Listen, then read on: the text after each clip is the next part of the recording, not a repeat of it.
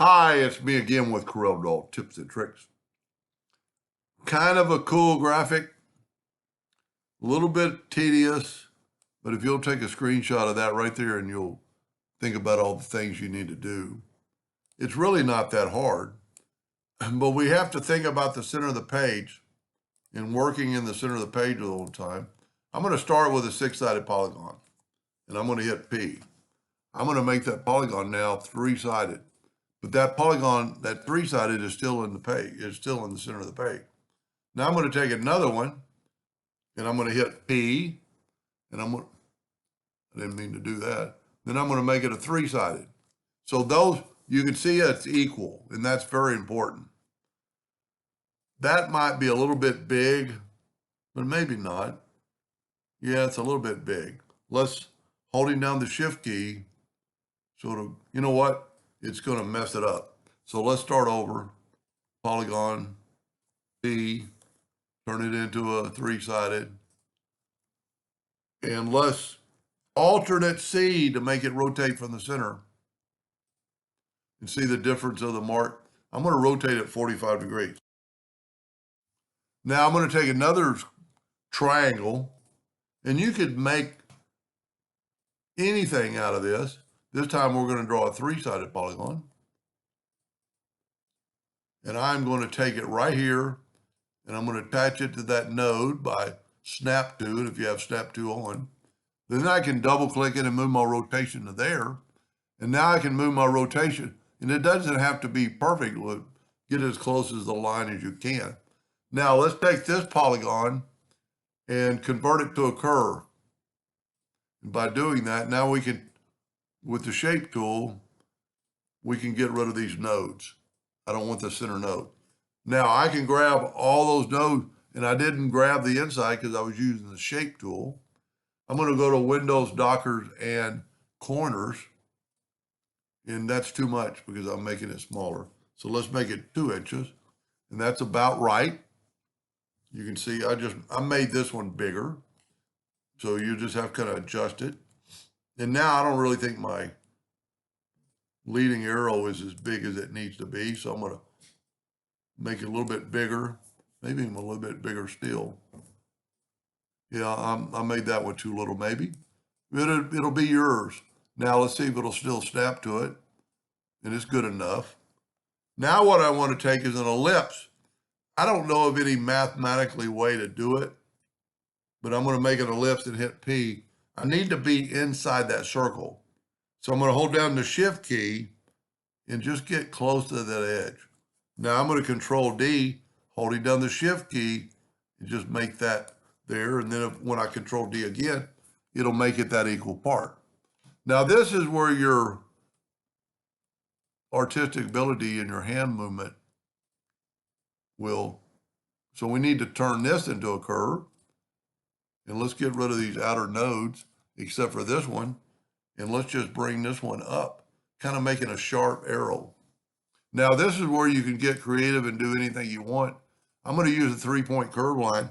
I'm actually going to go into this circle and go about midway to that. And I'm going to hold down the control button. I just want an arch.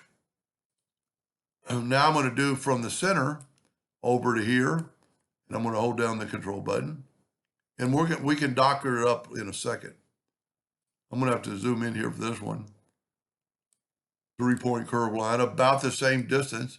Go all the way over there, then hold down your control button, and you get that right there. Now, if we did it pretty good, our lines are really separated. It's going to be hard to pick which line you're on, but if you move that line, if you move this handle, you can see you're moving the outside one. So we pick the inside one and then pick it. Now there's 2 lines here. See, I want that separation. Now I don't really want it going in there, so I'm going to stop that by virtual signal key. I'm going to hold down my Alt key and I'm going to slide through here and make these lines. Now here's kind of probably the neatest thing to do. Take your 3-point, you know what? Let's do this. We could either I'm going to make it black and I'm going to group it together. And that'll be very important here in just a second. Now I need to take a 3-point curve line And I think I made so I'm going to go from right there to right there, and I'm going to try to follow that curve. Now, I'm going to alternate C to have it rotate from the center of the page. And I'm going to rotate it like a -2 degrees. It'd be a lot easier to measure it with degrees than try to do it by hand. Now from here, we need to go here to here and just follow that curve. I'm close enough. Alternate C, it'll make it rotate from the center. Now this time we need to rotate it 2 degrees. So those two lines will be exactly where they need to be. Now, I'm going to go ahead and fill in this. Well, I forgot one thing. Remember, this is grouped together. So I can grab both those lines and Control G and group them, Control D to duplicate them, alternate C to make it rotate a -120. That'll save me from going around the other way. Now I'm going to take my Smart Fill tool. You know what? Let's use a different color this time. I'm going to Smart Fill that and move it out of the way. That might be too far. Yep. Let's go about half that distance. I want to still be able to see it. Let's go like 6 inches. Smart Fill. Well, I didn't want to do those yet. I got off track. I want to do these two. And see that those red lines are stopping it from getting all the way. Now I need to, you could have done them in any order, but let's take the Smart Fill tool now and let's fill in that, and that. We can actually get red, and if you remember, we grouped this together, and we can get rid of these lines. We can just delete them and delete that line. They're a group, so they delete.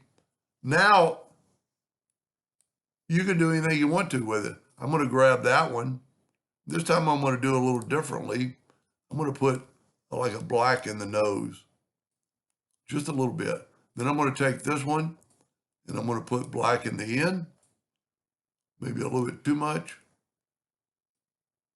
Now I'm going to grab this one and do just the opposite. But my thinking is it's going to separate those two and kind of give it that look.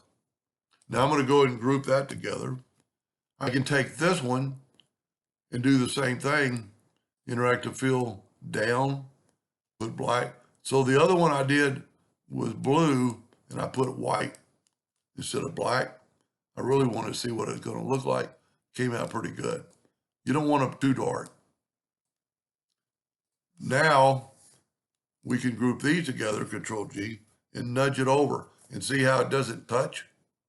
Now, Control G to group it, Control D to duplicate it, alternate C to have it rotate, and we're going to rotate it 120 degrees.